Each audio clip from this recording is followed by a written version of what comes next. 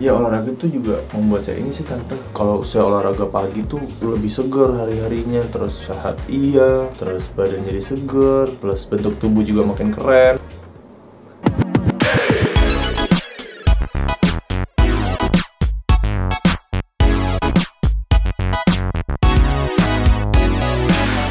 So, konten kali ini adalah bagaimana cara merebut hati calon mertua. Ho ho ho. So, gue akan bahas mulai dari intronya. So, gini, based on my true story. Karena ketika gue udah mulai fokus dengan diri gue gak mau pikirkan lagi orang akan terima gue atau enggak. Ya udah, gue me being me, I can present myself. Jadi gue gak akan ada masalah ketika calon mertua gue suka atau enggak dengan gue gitu. Itu bukan masalah gue. Masalah gue adalah ya gue harus membuat diri gue terlihat lebih baik, atau emang membuat diri gue lebih baik kalau misalnya memang di mata calon mertua gue kurang baik gitu untuk menjadi menantunya. Let's say something like that. Kalau emang gue udah baik, berarti gue belum menunjukkan bahwa gue baik. Kalau emang gue udah baik, kalau gue udah baik, berarti gue, iya bener, berarti kitanya yang kurang menunjukkan bahwa kita cukup baik buat si anak putrinya. Ya emang cuma kitanya aja kurang komunikasi terhadap si calon. Dan gue akhirnya membagi dua tipe orang, yaitu ada yang aktif dan pasif. Sama seperti itu ketika kita berbicara kepada calon mertua atau kepada siapapun, sebenarnya ada yang aktif dan ada yang pasif. Dan gue selalu mencoba memposisikan diri gue sebagai orang. Ketika bertemu dengan orang pasif, gue harus menjadi orang aktif. Ketika gue bertemu dengan orang aktif, gue harus menjadi aktif juga. Ada beberapa waktu gue memberikan opini gue untuk yang mendominasi juga gitu. Jadi dalam arti bukan, kalau gue bukan selalu ingin mendominasi, tapi gue kalau misalnya emang berbicara dengan orang terus si orangnya juga nggak memberikan waktu untuk dia berbicara gitu, ketika gue udah berhenti dia diem, itu namanya pasif bro. Itu bukan itu namanya pasif, dan lo yang harus aktif kalau nggak mau awkward. Oke, aktif dan pasif. So kita lanjut ke tips yang pertama. Let's go and check it out. Yang pertama kali gue rasakan adalah gue ketemu dengan orang tua Mira itu tanpa sengaja. Dalam arti gue nggak ada prepare apapun, gue nggak ada pakai jas segala macem. Gue cuma bener-bener pakai kaos, jadi diri gue apa adanya gitu. Ya karena gue emang nggak pakai apa-apaan bro, gue emang nggak pakai jaket. Pokoknya gue ya udah, gue jadi diri gue apa adanya gitu. Tapi kalau misalnya gue punya waktu untuk lebih well prepared, gue akan lebih memilih, gue akan memakai pakaian yang rapi gitu ya. Jadi gue mengurangi apa adanya gue sedikit dengan pakaian gue gitu. Itu membuat gue lebih santai, membuat gue lebih kalem ketika berbicara dengan orang tua calon mertua gue. So kita lanjut ke tips yang ke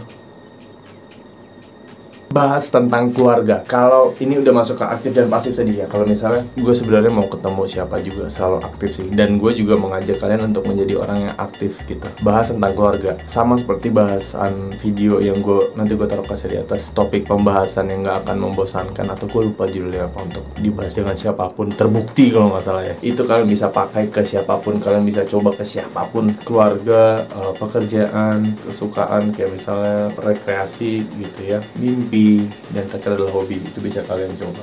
So kita lanjut tips yang ketiga.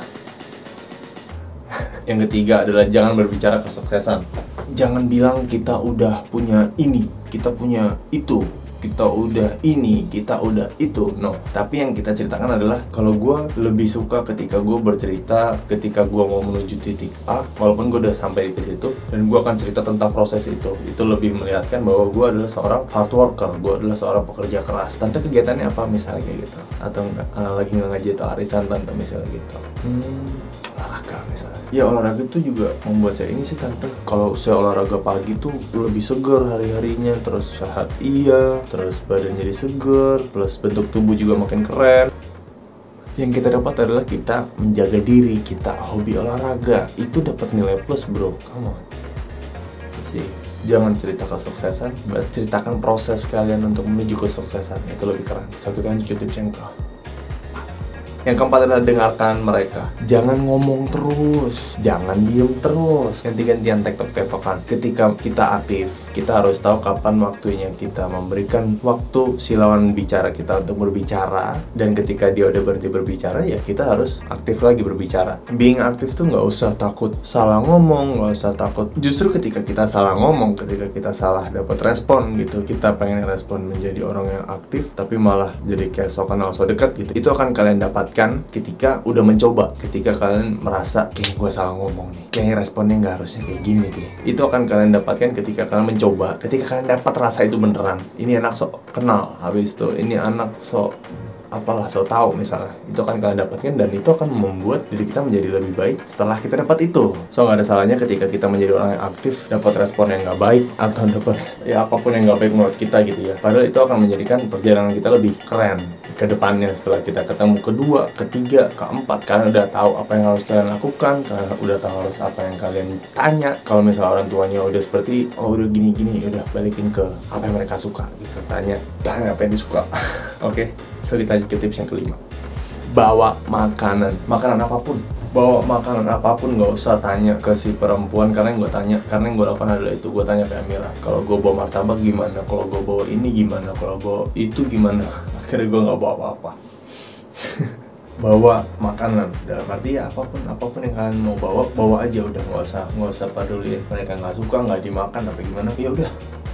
Itu bukan jadi urusan kita. Kita bawa aja, kita kasih, kita liatin niat kita, dan kita liatin usaha kita beli gitu, dan kita bawa. Itu udah cukup. Masalah diterima, masalah dimakan, itu urusan pihak kedua gitu, bukan dari urusan kita. Dan kalau misalnya emang kita bawa terus mau dimakan bareng, ya udah nggak apa-apa, kita yang taruh di meja, tante, om, yuk makan misalnya gitu, kita bawa buat makan bareng-bareng. Cocok aja kita, ayo om silakan om, jangan malu-malu, jangan kita yang bawa terus kita makan yang terakhir gitu. Ambil aja makan yang aku tawarin, kasih ke pacar kamu, terus kamu ambil, udah tawarin ke apa, misalnya kayak gitu. Kita lanjut tips yang keenam.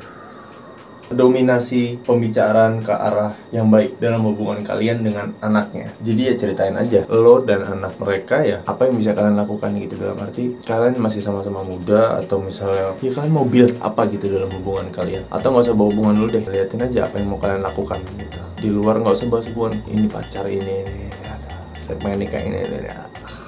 Kalau gue sih, gue nggak pernah bahas gitu sih. Gue selalu bahas saya pengen begini, saya pengen begitu, saya pengen begini, saya pengen begitu, dan saya pengen ngasih tahu di sini ada ini, di situ ada ini, misalnya itu. Ketika gue berjalan dan gue nggak ingin Amira membuang waktu, gue akan cerita seperti itu pasti. Gue harap kalian bisa mengambil hal-hal yang baik dari Be More Gentle dan digunakan kehidupan kalian. Yang jelek-jelek tinggal aja, tinggal dimanapun, jangan di channel ini juga deh, jangan di kehidupan kita. Gue berharap untuk kita menjadi orang yang lebih baik dalam segala sisi, supaya kita menjadi orang yang lebih keren, cantik, amazing, and awesome, and we just have to believe it. Bye-bye.